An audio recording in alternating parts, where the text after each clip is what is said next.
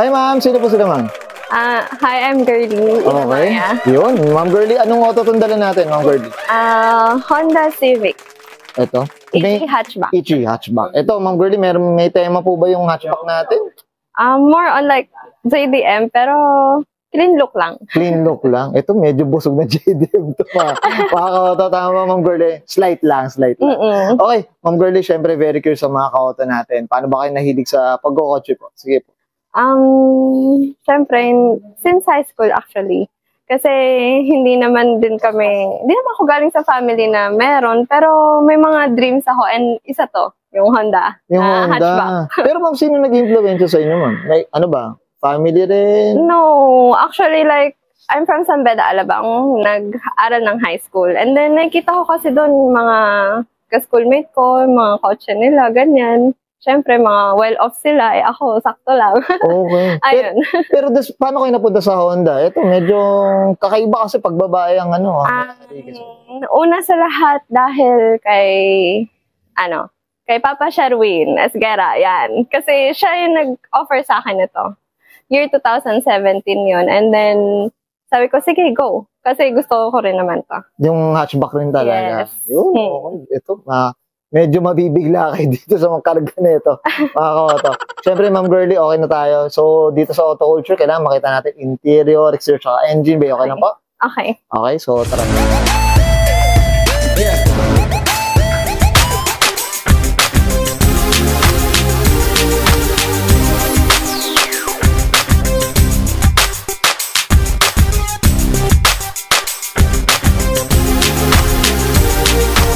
Long battery, tough and long lasting.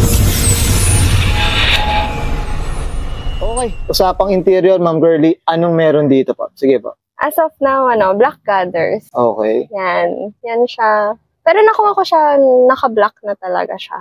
Oo, okay. And then, upgrade ng manibela, Honda Access na Momo, and then, TCS na gauge, and then, mga yan, gutters na 2D. And then, eto, galing kay Papa RJ. Uy, okay. ETC, and then yung... Ito, nagsasalita to, madam. I'm sure. Yes, oo. Naiintindihan niyo naman. Kasi yung family ko nasa Japan. Uy, grabe. Ito, ma'am, anong sinasabi na? Ma'am Girlie? Curious ako dyan, ha? Tatanungin ko na rin kayo. Yun nga, yun lahat. Tulad ng sinasabi ng mga nagbebenta ng ganyan. Kung sabi, wala daw load. Oh, okay. Yan ang sinasabi niya. Yung card daw ay there's no load. Oh, yun palang ibig sabihin. Yes. May naintindihan na tayo mga ka-auto. Okay. Sige po. Pero ma'am Girlie, nung nakuha niyo yung sasakyan, ginato na siya o kayo pa yung nagbuo po? Ano bang kwento? Sige. Well, kasi actually, kapag project mo talaga, tsaka kapag gusto mo yung ginagawa mo, talagang gusto mo upgrade ka lang na upgrade. Anli, no? Anli ang nangyayari. Though kahit medyo pricey, pero you're happy doing it, right? Opo. So, ayan. Pero hindi naman isang biglaan kasi syempre, mas mabigat yun. Paunti-unti lang din. Oo, basta kaya ng budget ko, go. Okay, yan. O ito, tingnan natin sa likod. Ito, meron siyang bodyguard, mga ka-auto. Kasi mo. Yan, mga ka-auto. Binili ko rin kay Papa RJ yan. Ay, oo, Diyos ko. Yan. Siyempre, shoutout tayo dyan kay RJ Ponsalan. Sana naman, boss RJ. Okay, ito, pati mga matings, mga ka-auto. Ayan, naka-Honda. Okay, ayan. Ma'am Girlie, okay na tayo sa loob? Yes. So, check na natin yung labas. Okay na po. So, tara.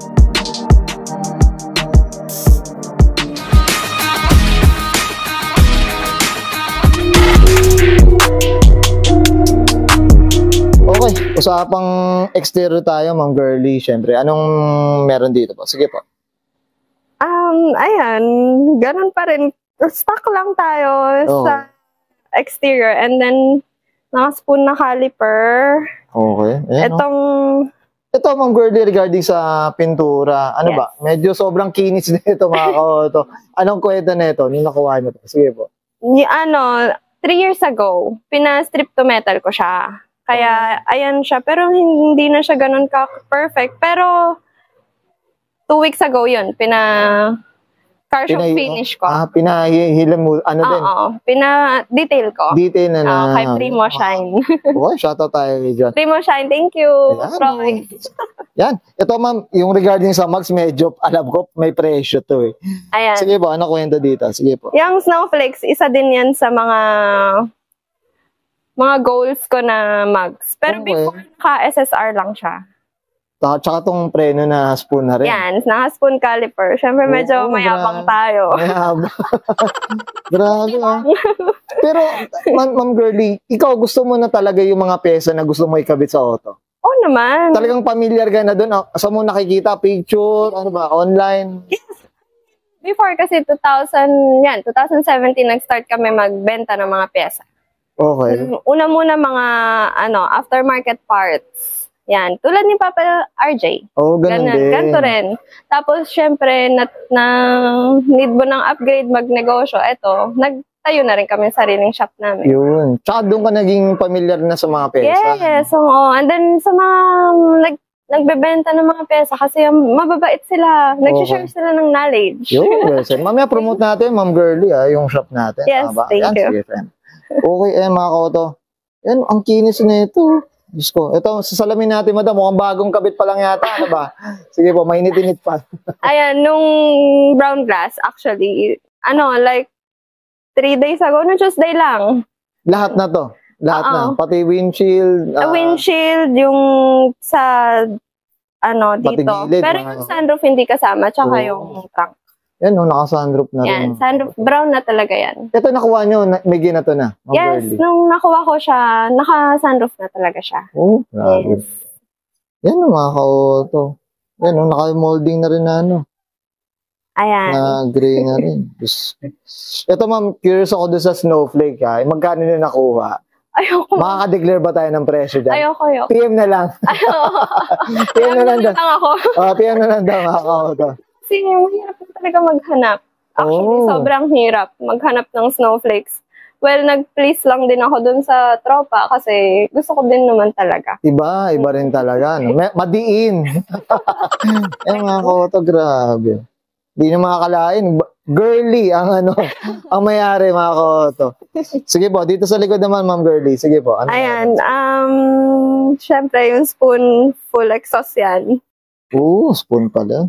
Tapos street to yung alam ko, street. LCA subframe natin, hard race. Ayan. Diyos ko. Okay. Ayan. Ang linis lang din talaga, no? Uwi na uwi ang dating na Ma'am Girlie. Ito dito, syempre, shoutout tayo dyan. Thank you. Mamaya promote natin. Okay. Ma'am Girlie, okay na tayo sa labas. Usapang makina? Okay. Ito mukhang single lang yata ang na ito. Karga na ito, mga kauto. Single to.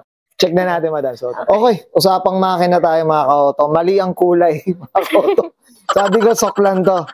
Ma'am Girlie, anong kwento dito po? Sige po. Ayan. Ano munang makina po, madam? Ito. Ano munang makina tong nakakabit dito? Sige.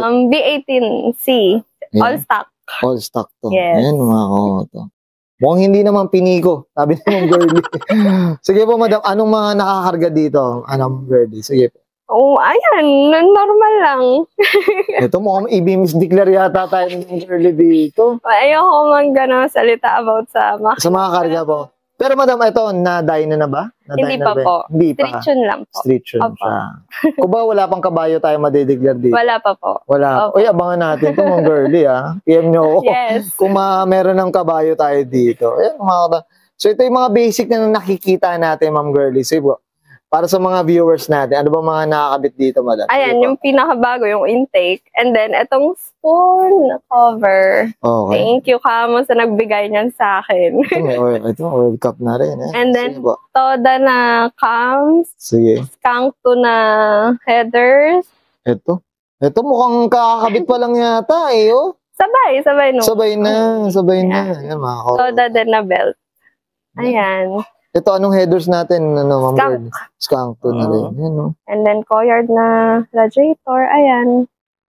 Okay, mga kauto. Type ko yung airbox, mga kauto. Diyos ko. Kakabit lang yan, hindi pa Kakabit lang. masyadong ayos. Sinong tumutulong sa atin, madam? Dito sa mga pyesa, mga ganun po. Actually, marami, sobrang dami. Una sa lahat, si Code Z. Zion, Papa Zion, thank you. I'm sure mukhang marami tayong papasalamatan mamaya. No? Sobra. Sige, ililista natin ang Ma'am Jordy. Yan. Diyos ko. Okay. Yan mga ka-auto. Usapang B18 na tayo. Abangan natin yung kabayo na ito, Ma'am Girlie. Yes. Okay, Ma'am Girlie, okay na tayo dito? Yes. Okay, yan guys, nakita natin interior exterior at engine bay, mga ka-auto. Nagkamali ng makina tayo dito, mga ka-auto. Akala natin, sok, pero doc pala. Ma'am Girlie, syempre dito sa auto culture, ano tayo? Shoutout na tayo, ma'am. Sige po. First, thank you kay Papa RJDM Surplus kasi pinapark ako dito sa garahe niya. Thank you po. And then, also, gusto ko lang sabihin yung shop ko, yung Hachi Auto Performance. Yes, yeah, more on mechanical, electrical, and mga problema nyo sa sasakyan nyo. Pwede namin gawin. And then sa engine, okay, si Marvs. Thank you, Marvs. And Papa Ednel, thank you po sa pag-help sa pag-build ng engine ko. And then, sa brown glass, si Andres, sorry. Kinulit ka. And then sa mga other parts, and then itong snowflake, syempre, si Papa Zion. And then, last but not the least, si Papa Sherwin Esguera ng SJE Auto Performance. Papa Sher, dahil sa'yo, promise. Sa'yo lahat, nag-umpisa. Kaya nabaliw na ako sa kotse. Thank you. Nabudol, madam. Thank you Nabudol. lagi dyan, Papa Sher. Yo, Thank you. Girlie. Yes. Okay, so guys, susbahin ko na and Miss Girlie Tinarnoria. Para sa kanya 1992 Honda Civic, usapang EG hatchback, usapang JDM Inspired, usapang B18, and this is Auto Culture.